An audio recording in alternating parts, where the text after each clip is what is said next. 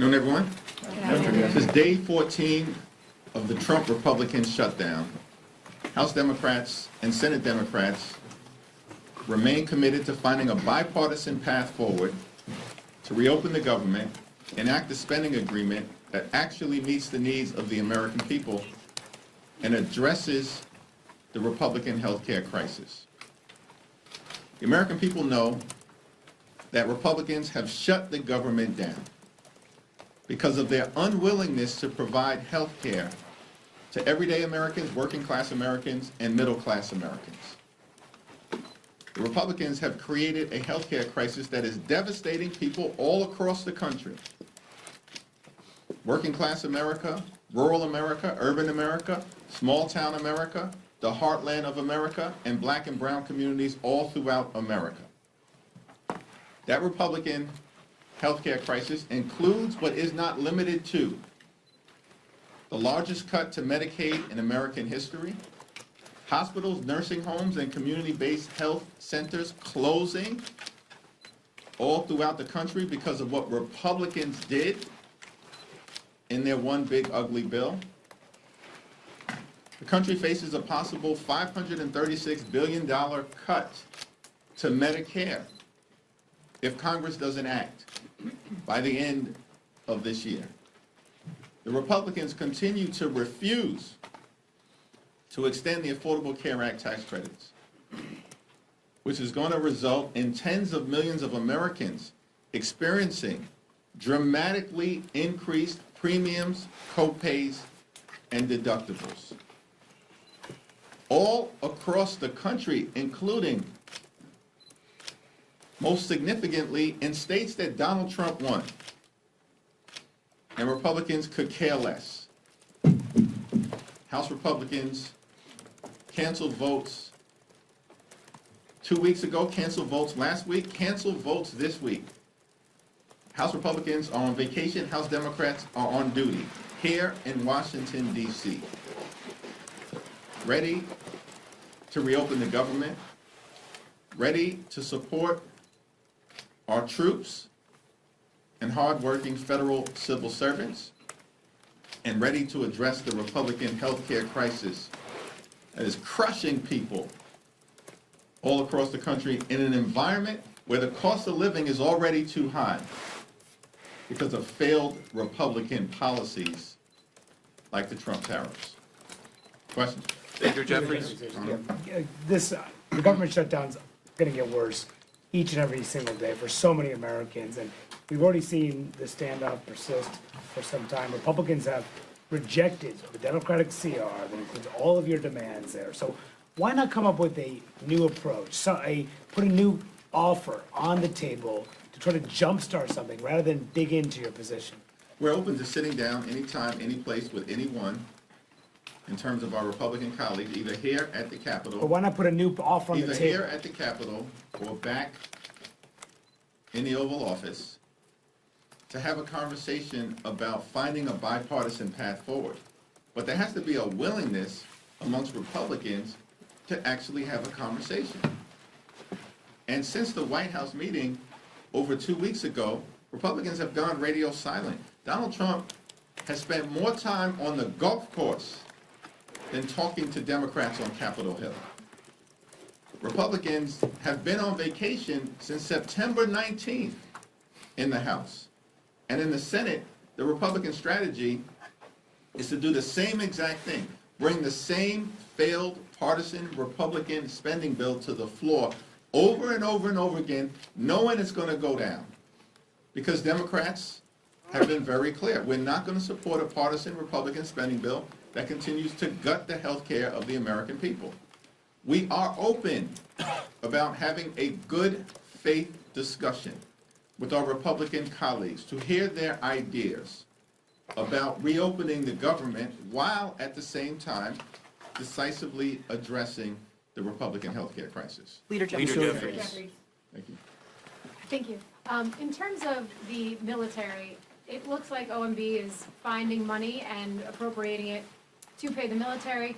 Do you agree with that strategy? Are you on board with that? And are you interested in ultimately one bill on the House floor to pay the military? I agree with making sure that our men and women in uniform, our active duty troops, are paid. We also need to make sure that we take care of all of our hardworking federal civil servants, which is why Republicans should be back here in Washington working with us to reopen the government, as opposed to continuing the Trump Republican shutdown. Leader Jeffries. Leader Jeffries. Good afternoon, thank you. Republicans have run on repealing and replacing Obamacare since 2010. But you're arguing for these subsidies to help subsidize Obamacare here. Isn't that an indictment that there's a problem with it, the fact that it needs to be propped up in some form? No, the overwhelming majority of the American people, including in Republican-run states, support an extension of the Affordable Care Act tax credits because they know that the Affordable Care Act has been an important part of ensuring that everyday Americans can afford to go see a doctor when they're sick, when their children are sick, and when their families are sick. And from our standpoint, it's strange that Republicans want to make this a partisan fight. This is not a partisan fight as far as Democrats are concerned. This is about the American people and ensuring that the American people can afford high-quality health care when they need it, including in red states. And by the way, the majority of states that benefit in terms of their people getting health care from the Affordable Care Act tax credits are states that Donald Trump won. West Virginia, number 1. Wyoming, number 2. Alaska, number 3. Tennessee, number 4. Mississippi, number 5.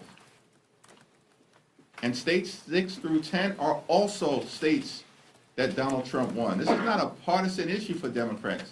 We care about making sure the American people can afford health care. Whether you're a Democrat, an independent, or a Republican, we are fighting for hard-working American taxpayers. The Republicans do have a credibility issue when it comes to health care and the Affordable Care Act. The American people know we're standing on the side of lifting up their quality of life, and Republicans have spent the last 15 years, you are correct, trying to repeal and displace people off the Affordable Care Act. In fact, they've done it more than 70 times, which is why if we're going to resolve this issue, it can't simply be a Republican winging a prayer. We actually need legislative action that extends the Affordable Care Act tax credits. And by the way, also addresses other aspects of the Republican healthcare crisis that is crushing the American people. Thanks. Leader Third Jeffries. row, thanks. The judiciary can only continue its full paid operations through Friday. Do you have any concerns about what will happen with that, with criminal and civil cases? We remain completely and totally concerned by all of the aspects of the Trump Republican shutdown, which is why we need them to abandon their failed my way or the highway approach, their take it or leave it approach, and the Republican go it alone approach. Because if Democratic votes are needed to reopen the government, which is the case, then this has to be a bipartisan discussion to find a bipartisan resolution to reopen the government and address the Republican healthcare crisis. We are very concerned with all of the implications of this Trump Republican shutdown and how the American people are being hurt. It doesn't seem to me that Republicans are concerned because they remain on vacation and have now canceled votes for the 3rd consecutive week. That's outrageous. Democrats from all across the country will be here in person, meeting in just a few hours and throughout the week because we want to reopen the government. And the question has to be asked, why in the world are House Republicans still on vacation, spread out across the country and the world? It's perplexing. It's shocking. I'm flummoxed by the whole situation. It makes no sense. They're reinforcing the narrative that they could care less about the quality of life of the American people. Leader Leader Jeffries. Jeffries. Mr. Leader, want to ask you about November 1st, which is when open enrollment begins, as you know, and some rates are already being set. There are some who think that's a date by which, at this point, the leverage over the shutdown may not matter as much because the ACA subsidies will be in motion in terms of the rates. How do you feel about that idea? Well, our view has always been that we have to address the Republican healthcare crisis and the need to extend the Affordable Care Act tax credits with the fierce urgency of now, because at this moment in time, notices are going out to people all across the country indicating that their premiums, copays, and deductibles are about to skyrocket. People are about to pay thousands of dollars more per year. And for many hardworking American taxpayers, you're talking about their health insurance rates doubling, tripling, or quadrupling. In the congressional district that Speaker Johnson represents, you're talking about thousands of people in his district who are about to experience a 379% premium increase. How is that acceptable? That's happening right now. One of the reasons why we have to act right now is because of the November 1st open enrollment period. That's just the beginning of the open enrollment period. It'll last until early to mid-December. And so Republicans can try to run away from this problem that they've created by continuing to break our healthcare system, but they will not be able to hide. And that will become increasingly clear, as Marjorie Taylor Greene consistently has pointed out, in the weeks to come. Leader Leader Jeffries. Jeffries. You got it? Mayor Cook. Yeah. Michael? You've mentioned several times that you believe Republicans have a House majority due to the North Carolina gerrymander. They announced yesterday that they're going to try to draw Don Davis out of his seat. I want to get your reaction to that. And also, do you believe that Proposition 50 in California is enough to offset everything that Republicans are doing to try to redraw the map ahead of next year? And also, the Supreme Court is hearing the Louisiana redistricting case tomorrow. So I just want to get your thoughts on North Carolina, Prop 50, and the Supreme Court oral arguments tomorrow. Well, the Supreme Court case tomorrow is going to be incredibly important, and we stand behind the civil rights community in defending the opportunity for people of every race to have an opportunity to elect a candidate or member of Congress of their choice, and to push back against the efforts by some in this country on the other side of the aisle to engage in partisan race-based gerrymandering to undermine the ability of Black, brown, or Asian communities in the country to be able to select their representative, as opposed to having extremists draw lines so that their representative can be effectively selected for them.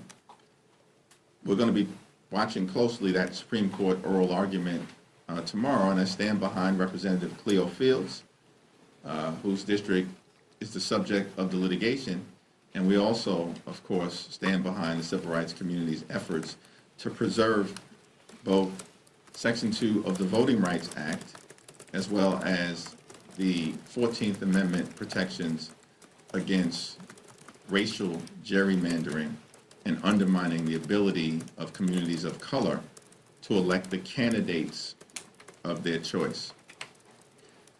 We're going to win Prop 50 in California, and I'm thankful for the tremendous leadership of the California congressional delegation, the people of California, Governor Newsom, and the coalition of folks who have come behind the effort to push back against what Republicans have maliciously done in Texas in trying to rip 5 seats away from Democrats as part of their effort to gerrymander the maps and rig the midterm elections. We are not going to let Republicans successfully rig the midterm elections. California is just the first Democratic state to respond. It will not be the last. We've got to win Prop 50. We will. And we're making the point simply as we communicate with the people of California, yes, on Prop 50 to stop Trump from stealing the election. And the Republicans know they're on the verge of losing Prop 50. That is just the beginning of the Democratic response. And we will respond forcefully across the country. Now, you are correct about North Carolina, and it's important for everybody to understand. This whole notion that we're in the midst of a Republican wave, a sea change politically, notwithstanding what happened in a bitterly disappointing election in November of 2024, but the notion of that myth that Republicans have tried to perpetrate is belied by the fact that Republicans currently have the narrowest majority of any party since the Great Depression. The narrowest majority since 1931, as I understand it. A 3-seat majority. Once Rep-elect Adelita Grijalva is sworn in, that should be happening today, by the way. But they're running scared because of their efforts to continue to hide the Epstein files from the American people. But Republicans have a 3-seat majority. They wouldn't even have their 3-seat majority. They wouldn't even be in the majority right now had North Carolina not already engaged in mid-decade partisan gerrymandering last year. Because we know North Carolina is a 50-50 state, has a Democratic governor, Democratic lieutenant governor, Democratic attorney general, Democrat just won a close state Supreme Court race, all on the same day that Donald Trump narrowly won in November of 2024. And in North Carolina, before they engaged in vicious mid-decade gerrymandering to affect this Congress, in this 50-50 state, the North Carolina delegation, 14 members, was 7 Democrats and 7 Republicans. They then ripped 3 seats away from the people of North Carolina last year. And on January 3rd of this year, changed the delegation to 10 Republicans and 4 Democrats. That's their majority right now. They didn't even legitimately win in an election where everything at the top of the ticket was breaking for them. And they had to rely on stealing 3 seats from the people of North Carolina to artificially create their majority right now. This is why you can't take these people seriously in terms of any policy high ground in the House that they may claim to have. It's non-existent. So the question then becomes, they've already gerrymandered the map in North Carolina. And because Donald Trump, their boss, ordered them to go back and try to create an additional seat, this is what they're going to try to do. We're going to make sure that Representative Don Davis is reelected in North Carolina, and Democrats are going to take back control of the House of Representatives. Leader Jeffries. Thank you, Mr. Leader. Are you aware of any plans to try to pay federal law enforcement? And in particular, do you think there should be something should be done to help U.S. Capitol Police? I know their union just put out a statement. They haven't gotten paid since Friday. And are you concerned that could impact the safety here at the Capitol? Something should be done to stand by the U.S. Capitol Police. We're so thankful for their bravery and patriotism, service and sacrifice, and of course, should be done for law enforcement, as is the case for all federal civil servants, which is why Republicans need to get back into town and show up at the negotiating table so we can reopen the government, negotiate a bipartisan spending agreement that actually improves the lives of the American people, as opposed to what Republicans want to do, which is to get Democrats to sign off on their partisan Republican spending bill that continues to gut the health care of the American people. It's not going to happen. We need to address the Republican health care crisis. We've made that clear repeatedly now for weeks, and that position is not going to change. Leader Jeffries. Leader Jeffries, back in March, and even a little bit coming into this government funding deadline, there was a lot of concern among Democrats that if the government was shut down, that it would empower and give Trump the ability to run around Congress and do what he wants with government funding. Is what he is doing now exactly with troop pay and finding money to pay for WIC, other things. Is that exacerbating Trump's ability to go around Congress? In previous shutdowns, funding has always been identified to make sure that the Women's, Infants, and Children program has been funded. And we expect that that should happen during this moment in time as well. In terms of the mass firings, the violations of the law, the bullying of hardworking federal employees, that's been going on since January 20th, the first day of this presidency. The focus of the Trump administration has been on visiting chaos and confusion and cruelty on the American people, as opposed to doing what Donald Trump and Republicans promised on day one, which is to lower costs. But costs aren't going down in the United States of America. Costs are going up. Inflation is up. Electricity bills are up. Housing costs are up. Grocery costs are up. And now Republicans refuse to extend the Affordable Care Act tax credits, which is going to skyrocket healthcare premiums, copays, and deductible. Everything we're seeing right now in the midst of this Trump Republican shutdown is consistent with their failed policies that haven't made life more affordable for the American people.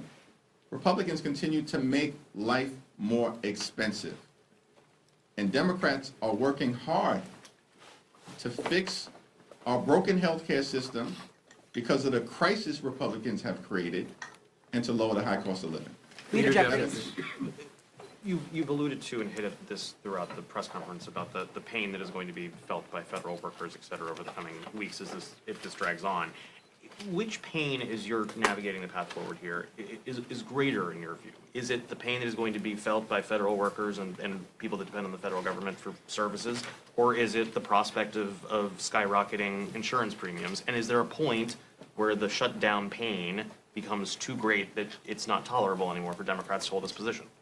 The pain of a government shutdown is being felt by all Americans, and it's unfortunate that Donald Trump and Republicans have decided to shut the government down and then not to do a damn thing to find a bipartisan path forward. Not a thing over the last 2 weeks.